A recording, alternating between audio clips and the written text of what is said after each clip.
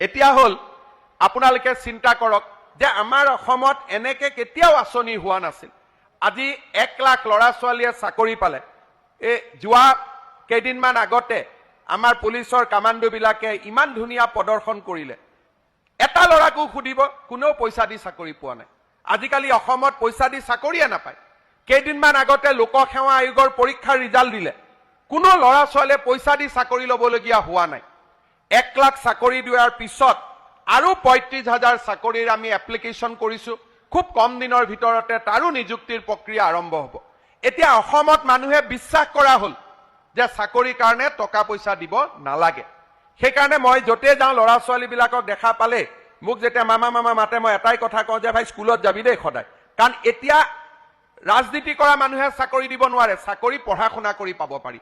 এই পৰিৱেশ আগত কোনেও কল্পনাই কৰিব পৰা নাছিল।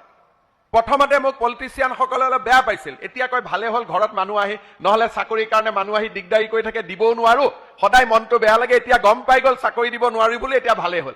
মই বোলো আমি চাকৰি দিব নালাগে, আমি পঢ়াৰ এটা পৰিৱেশ বনাই দিব লাগে। চাকৰি পোৱাৰ আমি পৰিৱেশ বনাই দিব লাগে। বিধায়কসকলে চাকৰি দিব নালাগে, চাকৰি টিউচন কৰক, যে কোচিং ক্লাছ কৰক কেনেকে চাকৰি পাব পাৰে। পুলিচৰ চাকৰি দিব নালাগে, ল'ৰা ছোৱালীবিলাকক কেৰেটে, বক্সিং, লং জাম্পৰ ট্ৰেইনিং দিয়ক, যাতে ল'ৰা ছোৱালীবিলাকে পুলিচৰ চাকৰি পাব পাৰে। আজি আমাৰ অসমখনত এনেকে পৰিৱৰ্তন হৈছে। কেইদিনমান আগতে আপোনালোকে ফৰ্ম সংগ্ৰহ কৰিলে 10,000 টকাৰ উদ্যমিতা আঁচনি। ইয়াতে কিমানে ফৰ্ম কালেক্ট কৰিলে হাত দাঙকচোন। ঠিক আছে, এতিয়া আপোনালোকে চাওক, আগতে ফৰ্মখন লওঁতে 150-100 টকা মানুহে খাই দিয়ে। এতিয়া মই এদিনে ক'লো যে ৰাতিপুৱাৰ পৰা গধূলিৰ ভিতৰত ফৰ্ম ল'ব, চেজ হৈ যাব। ফুল এক্সপ্লেনেশ্যন ভিডিঅ' মই অহাকাইলৈ আনিব চেষ্টা কৰিম, যিমানখিনি আহিবলগীয়া ভেকেঞ্চিসমূহৰ বিষয়ে। এইটো কাৰণে প্লিজ চেনেল ছাবস্ক্ৰাইব, লগতে বেল আইকনটো দবাব নাপাহৰিব। তো শুভৰাত্ৰি।